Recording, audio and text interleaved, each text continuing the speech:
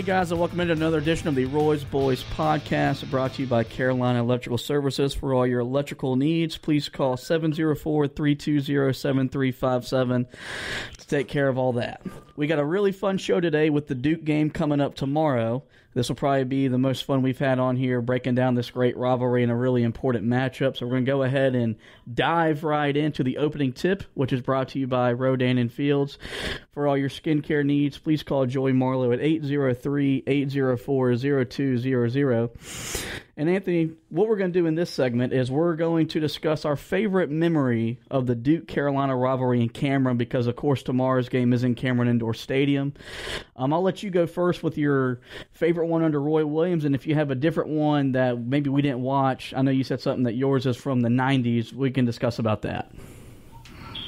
Well, first of all, I have watched my favorite one, but it was on tape recorder, which was, of course, ESPN plays all the classic games and everything like that. So I have watched it, but if we're talking just the Roy Williams era, I would say probably the 2016 game in Cameron when we beat them there.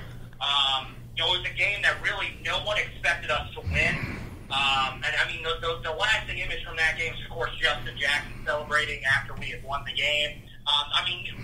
Literally, I don't think anybody coming into that game gave us a chance to pull it off. And so, that's one that really just kind of stands out in my mind, and I think was one of the defining moments in a season that, of course, didn't end the way that we wanted to end with a national championship, but did end with a national championship appearance. And I think that was one of the big games that was able to help Carolina to get to, the level of a team that was capable of playing in a national championship game. And then, the one that I always look back on and think is just iconic is the 95 game in Cameron, because everybody always remembers the Jeff Capel shot. Also, the Jerry Stackhouse dunk took place in that game. Both of those, were iconic moments. But especially for Duke, they remember the Capel shot as one of the best moments of the rivalry. And the best thing about it to me is they didn't even win that game. We won it in double overtime, which is hilarious to me that they celebrate a play from a game that they lost. So, that's one of the games that I thought was just a classic. I mean, first of all, double overtime, just the amount of great players that played in that game as well was just amazing. And so those are the two that really stick out in my mind. Well, what are the ones that stick out in your mind, Jeff? My favorite from the Roy Williams era was the 2012 game. I remember you and I, we hung out, we watched that game together. It was for the regular season ACC championship. Carolina winning that game, ranked 6th. I think Duke was 3rd. I watched it. It was on the other day. And we just flat out dominated. The game was over pretty much at halftime, and was just really one of those games that, remember, we lost the first game in Chapel Hill when Rivers hit the buzzer beater after we blew a 10-point lead in 2.5 minutes. And we never forgot that, and we went in there and took it to Duke. The Cameron crazies were out of it, just a flawless performance. And I was convinced after that game, we're winning the national championship, convinced me otherwise. And then, of course, Kendall Marshall broke his wrist in the second round of the tournament against Creighton, and we lose to Kansas in the Elite Eight. And then I'm with you, the 95 game, because you got the dunk, and Dick Vitale just lost his mind. Capel hit the shot, and like you said, everyone thinks that Duke won that game. Carolina went on to win that game in overtime. Really just one of the more classic games in the rivalry. So we agree on that one. But, yeah, mine's the 12. 16 was great because it did parlay us for our run to the national championship game. We, of course, just didn't cut down the nets. Fell a 3-point short to Villanova. But, I think tomorrow's game has a chance to be another classic. Duke's ranked 1. We're ranked 8th. First place is on the line. If Carolina wins, they'll move into first. If not, Duke will have a 2-game lead on Carolina with 5 games to go. So we're going to go ahead and break down this game in depth. And this Duke team is as good as advertised. I don't think we expected them not to be. They've got probably the most talent assembled in the country since the Fab Five, of freshmen at least. And their freshmen are producing. R.J. Barrett's averaging 22.7 points a game. Zion Williamson's averaging over 20 points a game, 9 rebounds. Trey Jones is as good an on-ball defender in college basketball. He leads the ACC in assists per game at 5.4. And, this team really 23-2. They're 11-1 in the ACC. They haven't disappointed. They didn't go undefeated like everyone thought they were going to be, but this team is as good as we thought they were going to be, and it's going to be a really tough test for Carolina tomorrow in Cameron Indoor.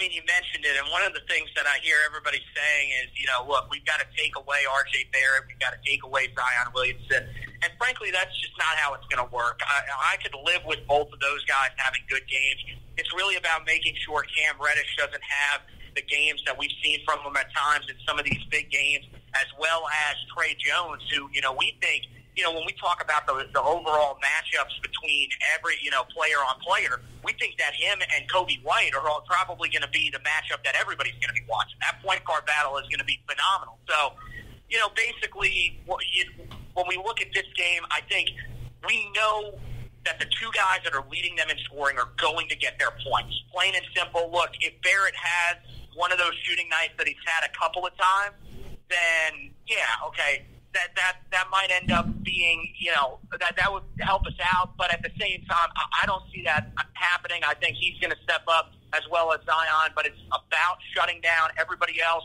Don't let guys like Jack White and Alex McConnell have their nights from three. And if we can take care of that, I think we set ourselves up for a really good chance to win.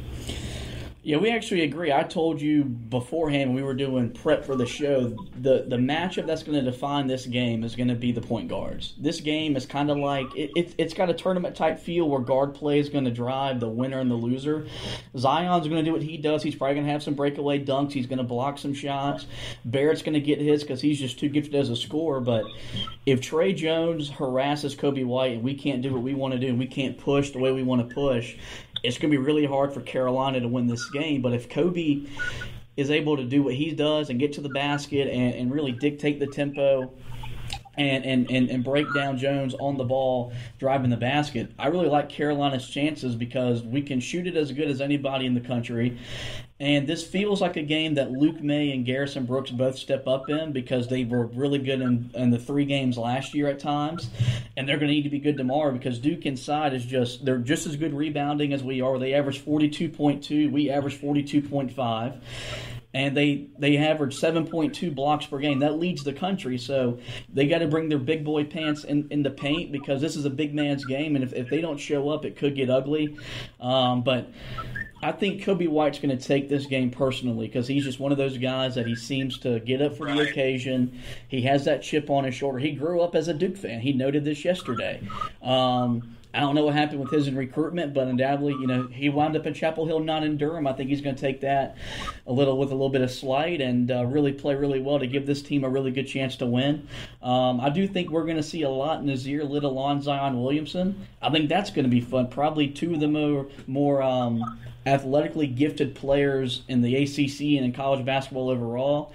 And it wouldn't surprise me to see Carolina play smaller, longer tomorrow if Garrison isn't having the effect inside or if Luke May is struggling, because we're going to have to match Duke's athleticism, and that's going to mean more Nazir Little on the floor.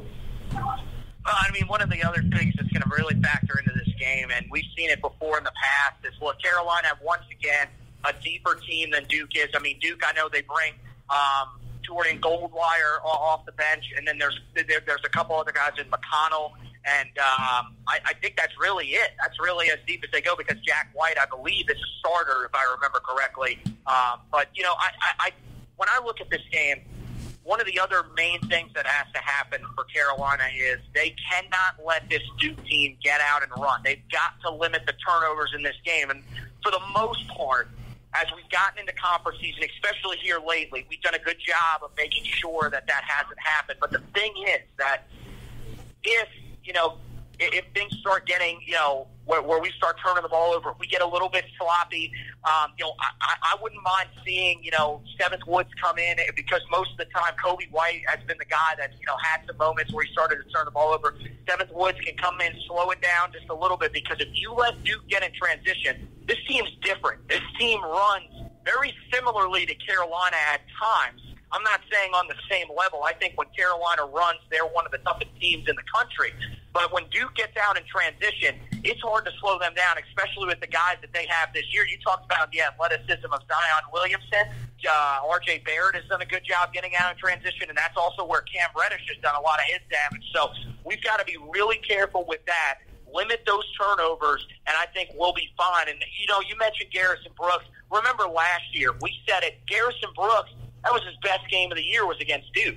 And we kind of sat there and said, is he going to be another Kenby Meeks where, you know, early on in his career, he really doesn't have those great games, which I think he's kind of, you know, taken that mantra out of, you know, that's no longer necessary because he's definitely played a lot better this year and grown as the year's gone along. But we were kind of questioning, would he be that guy that would come out and really shine in the Duke games, and that would really be the only time that we would see him. So I feel like he's going to be motivated. Again, if you can't get motivated for this game, you can't get motivated for any game. And so that's kind of what I'm thinking. And you know, I think Carolina really, like you said, I think Carolina sets up to have a really good chance to win this game. They've just got to make sure they don't turn it over. And again, rebound. That's always something we talk about on the show. Make sure you rebound well, and I think we'll be okay. Yeah, the thing is, when we talk about rebounding in this particular game, the opponent's just as good as we are at rebounding the ball, whereas leading up, every game this year, we've been the superior team on the glass, at least statistically. We've had our issues. We got out-rebounded by Miami a week and a half ago. Against Wake Forest on Saturday, we only out-rebounded them 39-36, but then again, we shot 63% from the field, so we didn't have as many misses to try to clean up as we normally do. But and we all know in years past, Duke's been smaller. And then remember last year, they put 3 bigs in the game in the Smith Center and try to match our size because we were just taking it to them on the glass. It's not the case this year. They have just as much size as we do. And we're going to have to be able to bring that kind of effort and desire. Cam Johnson, you know, Kenny Williams, those guys got to go to the glass. And I think this game shapes up to be a shootout. I mean, Carolina averages 87.5 points per game. That's first in the conference. Duke's right behind them at 86.4. And we've seen these games the last couple of years get up in the 80s, get up into the 90s. Am I the only one that thinks that, you know, the winner might crack 100 in this game tomorrow night? No, I think you've got a good point, and I could definitely see it getting up into that range. Just because, you know, both of these teams, when they get hot, it's hard to slow them down. And we've seen it, and that's one of the things that I think we've talked about with Carolina for a while now is that, look, in order for Carolina to really be that effective, they're going to have to shoot probably at least, I would say, 45% of the game if they want to win. Because we've never, so far this year, we haven't really won a game against an opponent of really any significance where we've shot really that bad. So I think that's the key. And again, you know, you talked about Trey Jones being a great defender, and I think that's true. But I feel like, you know, the rest of the guys are average defenders. And I mean, look, you know, you could say, well, you're just saying that because it's Duke. If we're being honest, most of our guys are probably in the same range. Most of our guys really aren't that great defensively, probably efficiency-wise. There are a few guys that stick out, but I just feel like. Yeah, I wouldn't be shocked if it gets up there. It probably won't because we've been here multiple times before thinking, okay, we're going to see a ton of points, and that just simply hasn't happened. So, you know, it could happen, but at the same time, I think, you know, I think defense will set in. I think also some of the nerves will probably be part of it, and it'll play into it. But, you know, we'll just have to wait and see. Ultimately, you know, I'm with you. You said it right when we started this. This is probably going to be one of the better matchups between these two in recent years, which is hard to believe because there have been already some great matchups. But I think this one, this could be one that comes down to the last shot. And it's actually been a little while, really, since we've seen one, probably since that 2016 game where we've seen a game that actually came down to the last shot. So I think, you know, it's going to be exciting, and I know you're ready, and I'm ready as well. Yeah, you mentioned the nerves playing a part in this game, and we're going to go ahead and really break down and see who think wins. I think Carolina wins in a large part because Duke's going to trot out 4 freshmen and a junior who has never really played his first 2 years before this role. Carolina's going to roll out 3 seniors who have been through this rivalry. You know, Cam Johnson, Luke May and Kenny Williams. This is their 4th time doing this. Cam Johnson, this is his 2nd year in a Carolina uniform. And then Garrison Brooks this will be his 4th game against them already as a sophomore. We only have 1 freshman, which is Kobe, compared to their 4. in games like this, with as much that's on the line in this game, experience matters. I know Duke is at home, but it's always a different feeling in Cameron, even for Duke, when Carolina comes to town. There's just a different energy, and I think it's going to negatively affect them. Whereas I think we're going to use it as fuel. We're still looking for that really big road win because we lost at Michigan. And so we've had some issues in top-tier games away from the Smiths where we haven't won. We lost on the neutral floor to Kentucky. They're a top-5 team. We still have that bad loss to Texas. So we still need a really big road win to kind of catapult ourselves into the national title discussion. What better chance to do that against your arch rival in their home building in prime time on Wednesday night? And I think it's going to happen. I think Kobe White's going to play a sensational game. I think it's just one of those games where he understands what's on the line, especially if you're a one-and-done guy. You only get 2 chances against him. You want to make it your best. I think he shines and leads Carolina to an impressive road win in Cameron Indoor Stadium, tying us for first place in the ACC and really making a statement that, yeah, we're a team to reckon with and we're going to compete to get to Minneapolis. Well, I think everything that you just said is very spot on. I think also, when you look at it, you talk about experience in this game. That's going to be a factor, and that's true. I think also environment is also a huge factor when it comes to this game. So I think that Duke will probably have the advantage there. But I'm with you. I think that really the experience pays off. I also am a really big guy on depth, and I've talked about that throughout the year. Anybody that's listened to this podcast has figured that out because I bring that up just about any time that we talk about, who's going to win the game. And usually I always break that down as well when we do recaps. When you look at it, Carolina is just so deep off the bench. Brandon Robinson now has added to that, as well as Seventh Woods is still there. And like I said, if they get into some of those moments where they might have some turnover issues, I think that, Seventh Woods is that guy that can come in and settle everything down, which you always want on your team. You always want a guy that can do that and a senior presence like that. So I think Carolina pulls it out. I think you're right. Kobe White is the guy that I think is going to have a great game. I think Cam Johnson knows that he has to step up in this game and play well because, there have been some times where he's been hit and miss this season, but I think this is another one of those games for Cam Johnson. I think it helps that he had a great game the other day against Wake Forest, so it's got him back in a rhythm. And I also think, this seems like the type of game. And I want to hear what you think about this really quickly before we call our guest. Is this not a Kenny Williams game where he steps up? He has had a year that many people will want to forget when it comes to him. He hasn't been as efficient of a shooter as we thought he might end up being this year after last year. But it feels like this is just one of those games where Kenny's going to step up and play really, really well. Are you thinking that could be something that we see here? There's always a guy in this game that steps up that we don't really expect. And I know Kenny Williams is a senior, but it's like you said. He hasn't had the senior campaign we expected him to have and he wanted to have. And so I think I'd agree with you because this is the biggest stage in college basketball. He's played well against NC State this year in the other rivalry games. So I could see him upping his performance, getting a couple of charges drawn, hitting a couple big threes maybe late in the game, and doing the little things that he does because we're going to need that if we're going to win tomorrow in Cameron Indoor. I think you're right. So I think you know what time it is. It's time to call our guest here. All right. So, yeah, hey, buddy. Hey, talk to our special guest. It's Jones Angel. Jones Angel, this is Josh. How's it going today, man? Hey, Josh, I'm doing well, man. How are you? I'm doing pretty good. I did not know that you were coming on today, so I'm a little starstruck. You are my radio idol. I do want to thank you, though, for joining us today. Oh, man, I'm happy to do it. Looking forward to it. Okay, so I guess we'll go ahead and dive right in and talk to you about the Duke. What are your thoughts as you've done your notes preparing for tomorrow night's game? Well, the number one thing about this game is, one, just anytime Carolina and Duke get together, that's exciting. I do think that this is just has a different feel to it when these two teams play in basketball, and it doesn't matter if it's in Durham or if it's in Chapel Hill or even if it's in Greensboro or Charlotte or Brooklyn or D.C. or wherever they might play the ACC tournament. There's just a different feel to this game because you're talking about two of the 4 or 5, whatever number you want to put on it, best teams in college basketball history.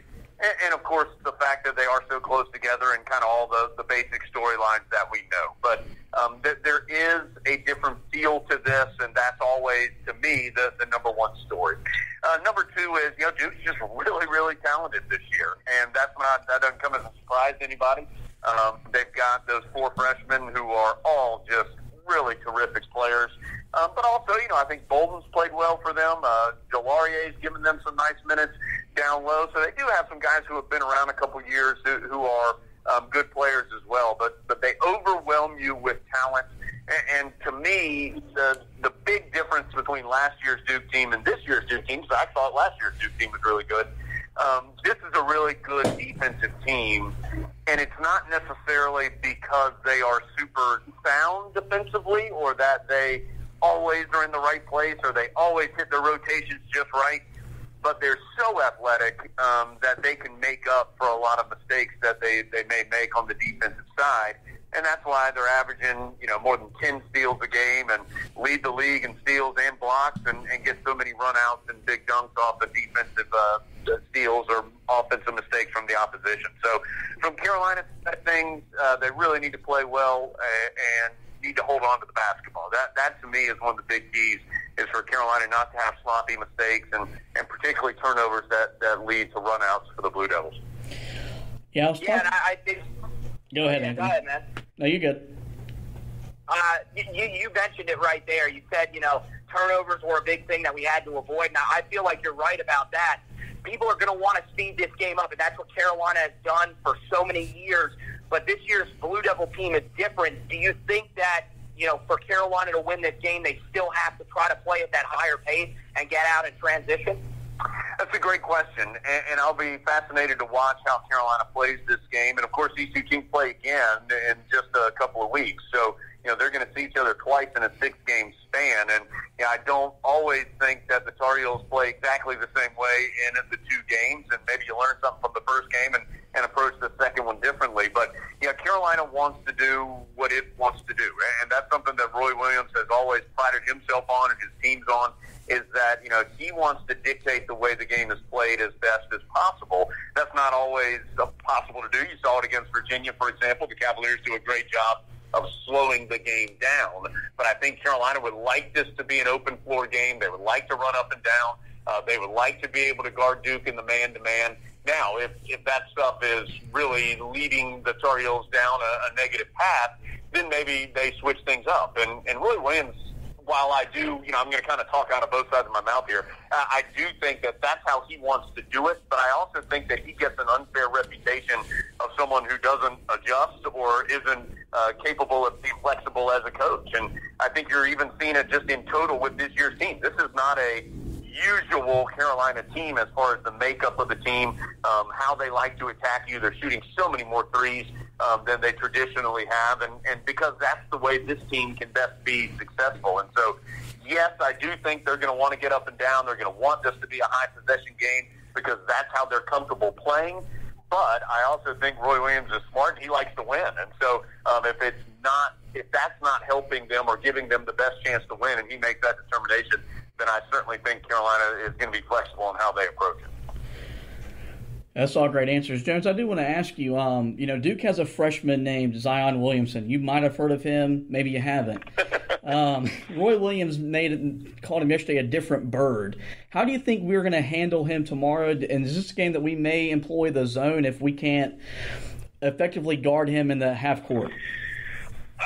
Yeah, he is just such a physical talent. And, I think something Coach Williams said on the radio show on Monday night is true for Zion Williamson and really all those guys at Duke. And I think you could say that for Kobe White and other freshmen as well, is that you got to give those guys a lot of credit because there has been a lot of spotlight on it. And as Carolina fans, you get sick of seeing it and sick of hearing it, but, they have been able to respond to that spotlight in a positive way. And that's not always easy to do.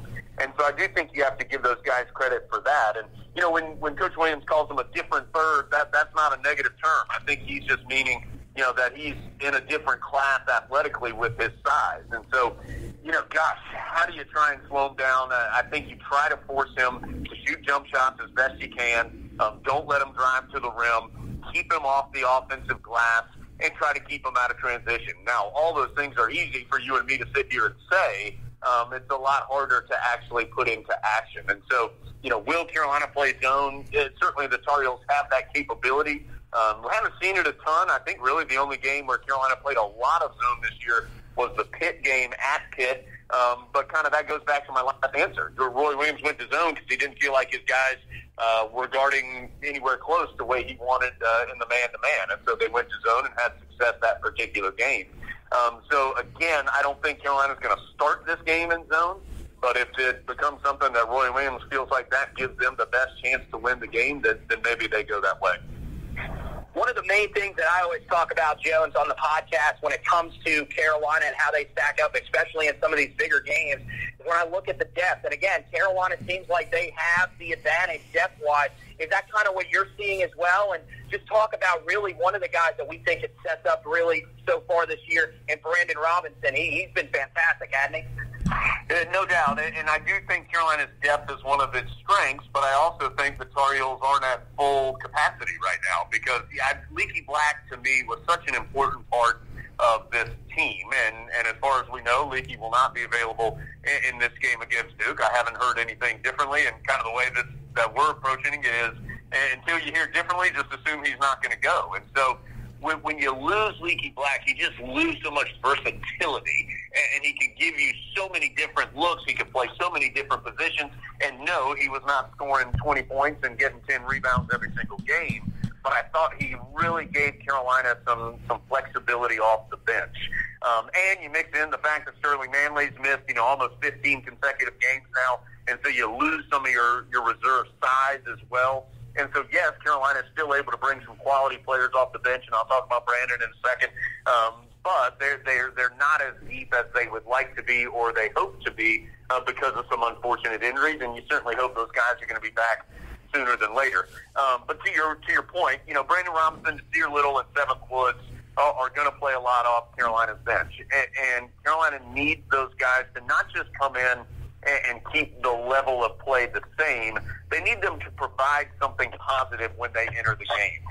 And I think they've all done that at times this year. You've seen it more consistently from Brandon here in the last few weeks, and I think also from Nasir Little in the last few weeks, where when they've come in, they've done something really, really positive. And whether it's getting to the free throw line, like Nasir Little's done a ton in conference play, or making smart decisions with the basketball, like we've seen Brandon Robinson do, making open three-pointers, making the smart pass, crashing the glass, just doing that kind of stuff will be important. And I think Seventh Woods is going to play a key role as well. Seventh had a really nice pre-conference portion of this season. He has struggled to find that same level of consistent play in the ACC. You've seen it from time to time. He played really well this last game against Wake Forest for Carolina on Saturday. But when Seventh is in the game, teams are starting to pick up full court and really pressure him to try to force him into some mistakes with the basketball. And that rounds back to something that we started this conversation with, is that Carolina cannot afford to have those type of turnovers that happen in the backcourt or around the big court strikes, because Duke will make you pay with those. And that not only is counting for points on the scoreboard, but the momentum in the arena as well. All right, lastly, Jones, I've got a two-part question, and then we'll get you out of here. We were talking earlier, and we're a little bit younger than you are, but we've been around this rivalry for over a year. So when Jones was a young boy, what game stood out to you when we were in Cameron? And then as a broadcaster, because we're two young broadcasters, how do you prepare for this game? Because even though it's basketball, it's also a different game. And I know you worked beside Woody Durham for a long time, and he's the ultimate professional. So do you prepare anything differently for tomorrow's game, or is it just another game for you? Well, number one, sadly, you guys are a lot younger than I am. I feel like we're really close, but I don't know if that's the case age-wise. But I appreciate you saying that. That makes me feel good. But I will say this. No, I don't think you prepare for this game any differently as far as how we approach it on the Tar Heel Sports Network, as far as, hey, you're going to get your work done, you're going to do this, because that's what we do every single game, whether Carolina's playing Duke or whether Carolina's playing a non-conference opponent in mid-November. You're going to get ready for the game as best you can in the way that you best know how. Now, that's not to say that you're not feeling a little bit of that adrenaline and that you don't have that energy behind you, when the ball gets tipped off, because that would just be a lie. It is a different feel, as I said at the beginning today, when these two teams get together, and I think that permeates to every part of this game, including our radio broadcast. There's just a different level of intensity when Carolina and Duke get together. As far as some of my memories, I'll give you a couple. Just as far as growing up, I remember the early '90s when Eric Montross, who of course is now on our analyst on the Tar Heel Sports Network. Those were some terrific games. When Duke was really good, they won championships in '91 and '92. Carolina was really good. They were in the Final Four in '91, won a title in '93. Those were just two really high-level groups of players, and it was a different time in college basketball where guys stayed for 3 or 4 years exclusively. And so when you had, seniors and Bobby Hurley and Leitner for Duke, and seniors and George Lynch and Eric Montross for Carolina, those were some battles, man. And, that was always a fun time period. Jerry Stackhouse and Rasheed Wallace in the mid-'90s. One of my favorite Carolina plays ever is that Stackhouse drive on the baseline when he goes up and under in Cameron and slams it down and draws the foul. Just what an athletic play and a memorable moment. The late '90s, Antoine Jamison, Vince Carter, and those guys. Duke had Wojciechowski and some other players, and those were just always fun games. Carolina was so talented and so fun to watch. That whole decade to me was just a blast in the Carolina-Duke rivalry. And then, as a broadcaster, the very first Carolina-Duke game I ever did was unfortunately for the Tar Heels, that game where Austin Rivers hit the shot at the buzzer to win the game for Duke. And, there have been some spectacular wins for both sides. There was that game that got postponed due to the weather a couple of years ago, and some ACC tournament battles. The Tar Heels getting that big win in Brooklyn last year in the semifinals. There's just been a lot of fun games. But, hey, man, that's what happens when these two get together, and we're really excited to be a small part of it on the Tar Heel Sports Network. Yeah, thanks, Joe. Hey, this has been fantastic, and thanks for getting a little bit of time. I know it's going to be craziness from here on out, but we'd love to have you on before the tournament as well, just to talk about this team, if that's cool with you. Yeah, man, I'd love to do it. Appreciate you guys having me on. Appreciate what you do for Carolina, and look forward to talking with you again soon. All right, thank you, Jones. Thanks, guys. All right, buddy. Yeah, how about that? Dude, I love you. And that is on the podcast, ladies and gentlemen. That is on the podcast. That was fun. No, it's all good. But yeah, man, I think that was some great. That was some great breakdown from Jones Angel. He's going to be there calling the game, and who better to turn to learn a little bit about both of these teams, and mainly about Carolina, than the man himself. Right. All right. So we got that in there. We'll go ahead and wrap it up with the Beat the Buzzer portion of the podcast. And this is all just going to be stats related to the rivalry. So we got a lot of fun stuff in here. I was doing some research last night and this morning. So tomorrow night's game will be the 70th time they've met as ranked opponents. Carolina leads the previous 69 matchups as ranked teams, 35-34. Duke, of course, is ranked number 1 in the country. The last time Carolina played at number 1 Duke was J.J. Redick and Sheldon Williams senior night. That was, of course, the game where Tyler Hansbrough hit the clutch 3 to seal a road win in Cameron Indoor for that 2006 season. The last time these two teams played and neither was ranked was February 27th of 1960. Dean Smith wasn't even the head coach yet of Carolina basketball. So that means that tomorrow's game will be the 149th straight game there at least one team has been ranked. And like I said, there's 70 of them where they both have been ranked. So almost half of the meetings, they've both been ranked opponents. Carolina leads this all-time series 137-111. The longest win streak in this rivalry was 16, which is owned by Carolina, which happened from 1921 through 1928. And then here's where it even gets more just bizarre how dominant both teams have been. This is the 65th season the ACC has been around.